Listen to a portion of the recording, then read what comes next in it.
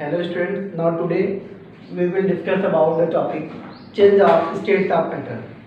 Students, in this topic we will discuss how solid converts into liquid, liquid converts into gas, gas converts into liquid, and again liquid converts into solid.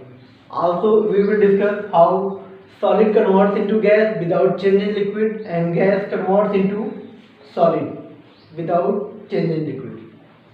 Students, interconversion of matter from one state of matter to another state of matter.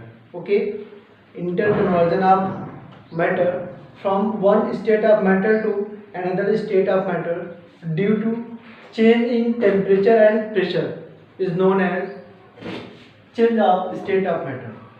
Okay, and in this topic, first point will be melting. Student, the process in which solid changes into liquid on heating. Okay, on heating, the process in which solid converts into liquid is known as melting. Okay, and the temperature at which process of melting takes place is known as melting point. For example, ice cube to water. Now, next, vaporization. Student, the process in which liquid converts into gas on heating is known as vaporization, and the temperature at which process of vaporization takes place. It means the temperature at which liquid converts into gas is known as vaporization point. For example, water to water vapor. Okay. Now, next, condensation. The process in which gas converts into liquid is known as condensation, and the temperature at which process of condensation takes place. Okay, it means the temperature at which gas converts into liquid is known as condensation point. Now, next, freezing. Student, the process in which liquid converts into solid. Okay, it means the process in which liquid converts into solid is known as freezing, and the temperature at which process of freezing takes place is known as freezing point.